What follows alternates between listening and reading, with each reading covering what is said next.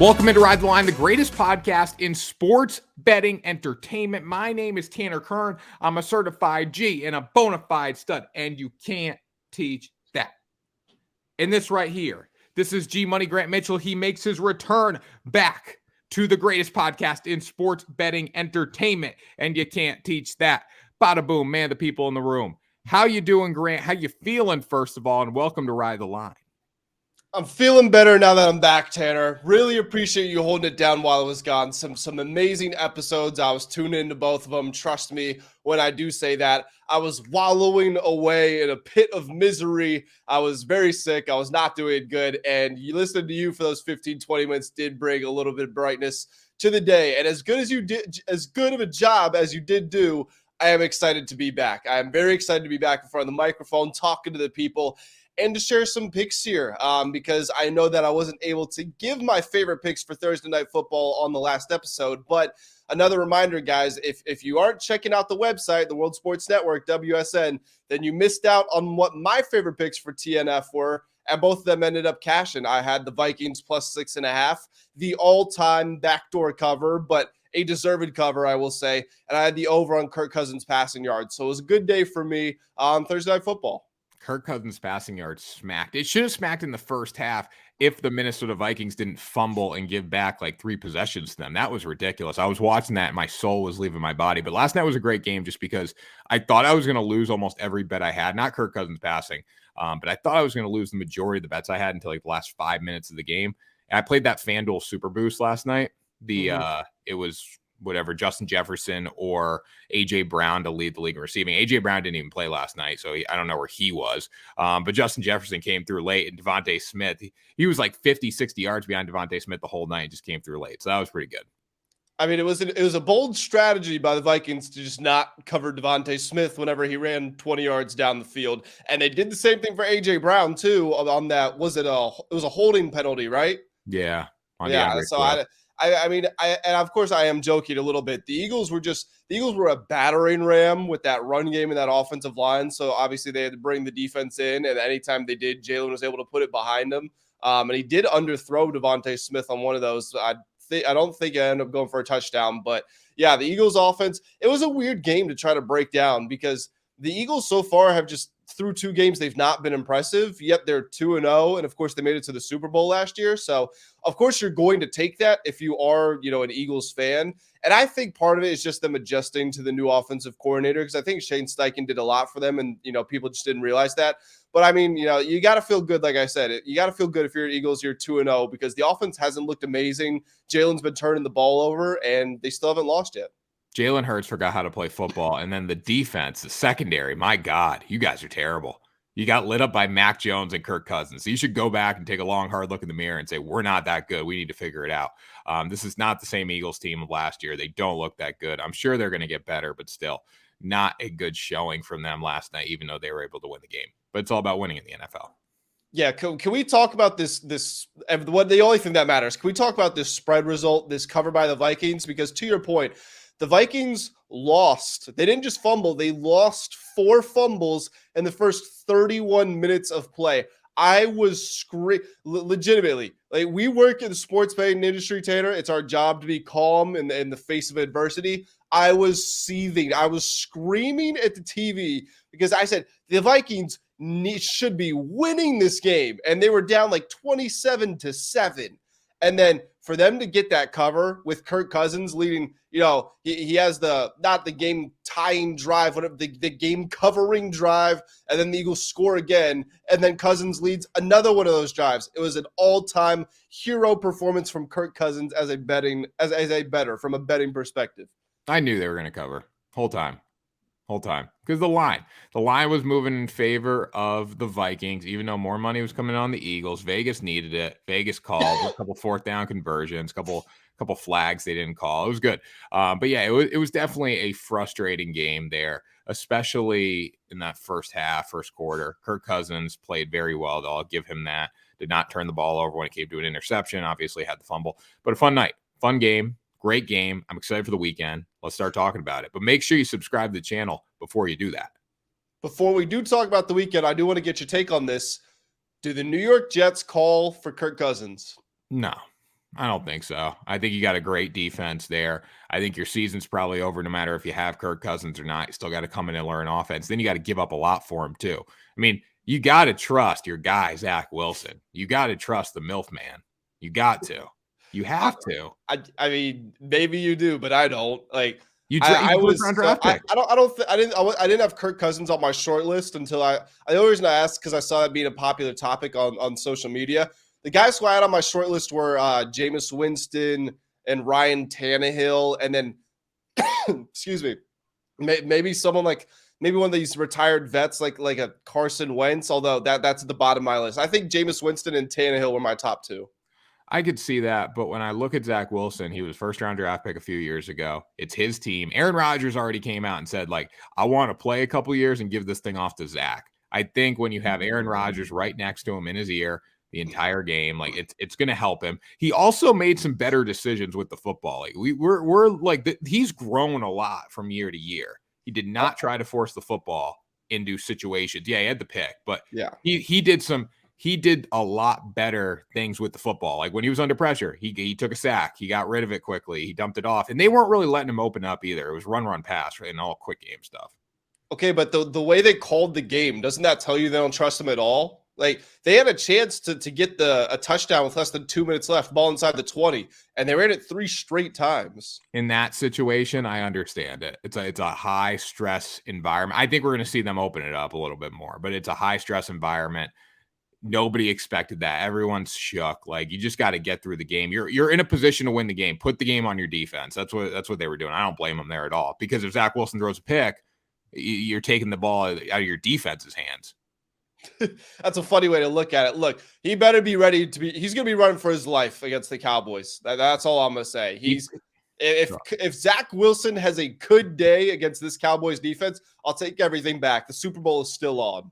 He played, his quarterback rating was like 6th or 7th on the day, I think. He actually played pretty well QBR-wise. Josh Allen, I'd rather have Zach Wilson than Josh Allen right now. Look, I've been going on and on about how Josh Allen is not a top 3 quarterback. I've been saying it for a while now. I'm glad it's starting to become the prevailing opinion. He's just too careless. He's too reckless. It doesn't matter if he plays like the best quarterback in the league half the weeks. The other half of the weeks, he's like a bottom 10 quarterback. So you just can't trust. You can't win with that. Grant, you know who is a top 3 quarterback? Who is it? In the NFL? Baker Mayfield. Baker Mayfield is the grittiest quarterback in the NFL, and that's why I'm taking the Tampa Bay Buccaneers for my first pick on the money line. I don't want to worry about points in this game because the Chicago Bears can strike at any time. They can take a ball 80 yards like that and ruin a spread, even though it is only 2.5, 3 points. I like the Buccaneers to win this game. Number one reason being the Chicago Bears look like a JV football team, and they look like a JV football team that their parents were forcing them to go out and play football. They didn't want to be there one bit. The defense didn't run the ball. The offense didn't run the ball. Nobody ran the football. Justin Fields had nobody to throw to. He made multiple mistakes with the football. He didn't want to be there. Nobody wanted to be there, Grant. But the Tampa Bay Buccaneers, they want to be there. They want to play football. They're gritty. If you heard any of those Baker Mayfield mic'd up moments, he's ready to lead them to a victory. The front seven was very good for Tampa Bay. Baker connected with Chris Godwin. He connected with Mike Evans. He did enough to win, and they put the game on the defense. I think this Tampa Bay team is a sneaky pick to win the NFC South.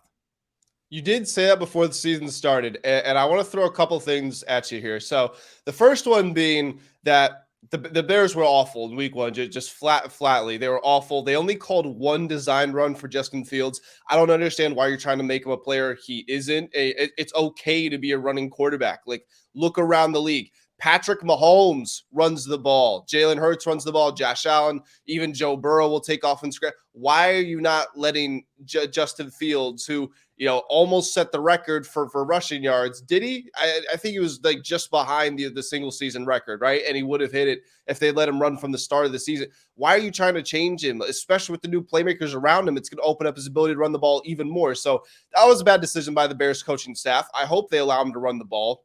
But this is really what I want to talk about. Baker Mayfield said that he knew what defensive alignment they were going to be in. They still only won the game by 3 points, and he had less than 200 yards passing. Is it not concerning that when he faces a team and he can't steal their signals, that he might really struggle, like less than 150 passing yards? Is that not something you're worried about? No. First game, new team, very good defense. Yeah, look, he wants to win. And that, tip your cap to him for stealing their signs. Yeah, oh yeah, 100%. It's not bad at all. It's a sign of his intelligence. But again, he knew what defense they were going to be in, and he couldn't throw for 200 yards. That's a bit of a problem to me. I don't think so, because that's not the kind of quarterback he is. Like, they're going to win with defense and field position. In the second half, too, he was a much different quarterback. He was efficient with the football as well. Like, he played a much better second half than he did a first half. I want to look at the stats real quick. And they got to get Rachaad White going. The offensive line's got to be a little better, but I do like them more against the Bears. I'll tell you that, Grant. Not saying I'm picking them to win the freaking Super Bowl. You taking him on the money line in this one? Is that Yeah, what we're I'm not taking at? the spread. I'm taking money line at home. I don't hate that. You got Baker's stats yet? Baker stats, he was 21-34 for 173 and 2 touchdowns.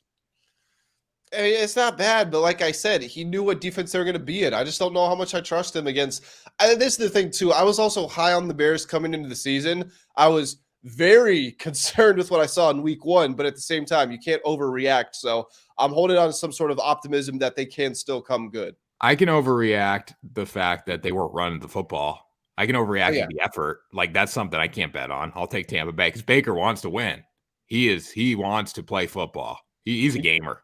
He does want to play football. There's no doubt about that. Another team that wants to play football and that played a lot of football and their week 1 win over the Steelers was the San Francisco 49ers. I mean, I was concerned about Brock Purdy, as you know, Tanner. I don't feel like this was criticism. I think it was healthy concern, and healthy, I guess, being the operative word here, because Purdy was coming off of a torn UCL, and I was just worried, is he going to be ready to step back into the fire? He was, and then some. He was, the word I used was sharp when I was doing a sort of a post-game analysis of it. The 49ers looked like they were in the middle of the season. Like, they looked like they had been doing this for a few months already. The ball was coming out fast. It was going where it needed to be. Offensive line was not missing assignments. Defense was swarming to the football, batting down balls, getting the quarterback on the ground. It was sharp. It was well executed. And they're taking on the Los Angeles Rams here. And I know the Rams were one of the darlings of week 1. They had the largest cover by an underdog of any team in the league, beat the Seahawks 30-14. But I still just don't trust this team. They still don't have a ton going for them. And all of a sudden, Puka Nacua, I'm not sure if that's how you pronounce his name, but he's the hero of everybody's fantasy team. And he's the new Cooper Kupp. Well, he's injured. He's missed practice. He might not play in this game. You look at some of the history between these teams. Kyle Shanahan is 10-3 against the spread against Sean McVay historically, and he's covered in 7 straight games. 49ers, you can make an argument, looked like the best team in the league in week 1. I think they're a lot better than the Rams. And the fact that they can win by full touchdown and we're still not losing money, at worst, we're getting a push out of it. I'll say 49ers -7. I like this. The Rams did not give up a sack last week. Fun fact there. That's why Matthew Stafford had one of the best games of his career. I don't see that happening. Like, the 49ers dominated the Steelers, and Nick Bosa barely even played in the game. So a lot going for this defense. Yeah, I just, like I said, the Rams, it was an amazing week 1, but same way you can't overact negatively or you shouldn't overreact negatively, you shouldn't overreact positively. The Rams, they're not going to be as good as they were in week 1. I agree. All right, Grant. I know you don't like this pick, but I'll like it. So that's what matters. Chargers money line against the Titans. Vrabel, yeah, he's gritty, wants to win, blah, blah, blah. They looked terrible last week, and the big reason for that was our guy, Ryan Tannehill. Didn't complete 50% of his passes. Didn't complete 50% of his passes. He threw for 198 and 3 picks. Titans defense did play well against the run. They allowed just 69 yards, but they gave up tons of big plays through the air. Austin Eckler, I think he's going to be more dangerous catching the ball in the backfield this week than he was running the football. Last week, he had his presence felt by running the ball. This week, I think it's going to be a little different. And also, I think we're going to see a Justin Herbert masterclass here. Chris Olave, Rashid Shaheed, both had 40-plus yard receptions last week against the Titans. Michael Thomas and Juwan Johnson both went for 25-plus. If Tennessee cannot throw the ball in this game and they continue to allow big plays through the air and big plays with their defense, it's going to be a long game for them. It's going to be a long season. We can talk about the Titans being eager to bounce back. Chargers eager to bounce back too. They ran for 200-something yards. They still couldn't win the game last week. So I like the Chargers here. Fair price on the money line. I see this being up to like -155 by kickoff. Yeah, I'm staying away from this game. I don't like it, to be honest. That you're talking about the Chargers there, and their ability to run the ball last week. Well, yeah, they're in for what was it, 200 2 plus something, yeah. yards. Yeah. Now they're taking on the best run defense in the league in the Titans, and the Titans pass defense is pretty terrible. I'm not going to try to disprove that, but Chargers passing attack wasn't amazing last week. Now it should be good. This is a spot where you want to get right against a terrible pass defense, but even in giving up over 300 yards to Derek Carr, the Titans only lost that game by 1 point, and that was with Tannehill throwing 3 interceptions. Also, it was on the road, so the Titans are at home here. If Tannehill doesn't turn the ball over 3 times, can Vrabel just kind of grind his way to a victory? I think it's definitely possible. Vrabel consistently does more with less, and the Chargers it's the opposite. They lose games that they're competitive in. They're injured a bunch. They don't make smart decisions. So I would not be betting this game personally. Yeah, I don't like Brandon Staley, but I do like Justin Herbert. I think he's going to have a much better day throwing the football down the field, and they're going to win this game because Ryan Tannehill cannot get the job done. And their defense, if they get big plays through the air, we know the Chargers can strike through the air. So I just have more trust in that team. Well, team I have trusted in, Tanner, and maybe not overall from a huge broad scale. I'm not saying they're going to the playoffs or anything like that, but the Washington Commanders, I think, have a really good chance to get their first 2-0 start since 2011. Now, I'm not taking them on the money line. I'm taking them at plus 3.5, and that half is crucial here because they can lose by a field goal and still cover. They're on the road against the Denver Broncos. The Broncos are 7-10 against the spread last year, and they're now 0-1 against the spread to start this year. Russell Wilson played maybe the best game of his Broncos career last week, had a QBR of, I think, 77, 78, something up there in the high 70s, but he still had less than 200 yards passing, and the Broncos still lost that game. Sean Payton is supposed to be an excellent head coach, and I do hold him in high regard, but the Broncos were penalized over 10 times, I believe. I think it was actually exactly 10. It was the 4th most of the opening week. And this team, I mean, they just lost to the Raiders at home. The Commanders are at least equals to the Raiders, in my opinion. Now, I know they didn't start well, and that's the reason that they ultimately weren't able to cover against the Cardinals. Cardinals, by the way, very, very sneakily played some good defense in the first half of that game. I was watching it, but the Cardinals aren't going to be good long-term, so I can understand why you might be a little turned off by the Commanders not covering against the Cardinals. But it was Sam Howell's second career start. Eric Bieniemy, even though the offense wasn't totally consistent and they struggled to run the football, you did see flashes of explosiveness and dynamism because of all the playmakers they have there. I think the Commanders can go on the road, and like I said, plus 3.5, they can get a cover against a Broncos team that, if it scores 20 points, it's a miracle. You should be saying hallelujah. And like a 20-17, can the Commanders lose 20-17 and still cover? Absolutely. I don't think I'd play this game. I mean, I might. If I played it, I would go with the Commanders at plus 3.5, the team that almost lost the Arizona Cardinals last week. But I still would probably not play here. I think the Broncos, I always have that fear of the Broncos that they're going to be better, right? They're going to throw the ball down the field. They're going to play better defense. Like, I don't know. I've had it for over a year. It still doesn't really come to fruition much. But Sam Howell really hurt me last week, Grant. Really hurt me. Didn't play that well. Only he needed 2 more passing yards for the people, and he couldn't do that. So he's on my shit list. He wasn't that bad. He actually ran the offense better in the second half, even though he only had 30-something passing yards. Grant, he ran the offense like the Virginia Tech Hokies ran their offense last week. Tanner, stop coming for my teams, or I'm gonna come for your Patriots. I'm not a Patriots fan. I don't know why. You are a Patriots fan, and you're trying to masquerade as a Bucs fan because Tom Brady played there. No, I'm not. I'm not a fan of anyone anymore. I have no fandom. I have absolutely no fandom. All right. Well, when I'm analyzing and doing my work, I don't have any fandom either. But we know deep down at heart, I'm a Commanders fan, and we know deep down at heart you're a Patriots fan. Grant, I'll take the Dolphins on Sunday night. Honestly, like you were like texting me last week. That doesn't. Betting against your team does not mean that you're not a fan of them. I don't give a shit. I don't. But you have more of a connection to the Washington Commanders. And you text me, during the Patriots. You text me about Sam Howell every day, because he's because he needed 3 more passing yards. Grant, you have more of a connection to the Commanders than I do. No, you texted me during the Patriots game. You're like, oh, it must suck to be a Patriots fan. Like you're trying to burn me or something. I'm like, bro, Eagles money line's the last leg of my parlay, buddy. I'm Okay, happy. betting against your team does not mean it's not your team. Move on. They're not. The Buccaneers are my team. We're 1-0, Grant. We're freaking 1-0. There you go. You admit you have a team. All right. Nobody wants this as their team, though, Grant. But as bad as the commies could be, the New York Giants, I think they're worse. I think they're worse. But that's a compliment. I think the Giants are worse. Wait, do you actually believe that?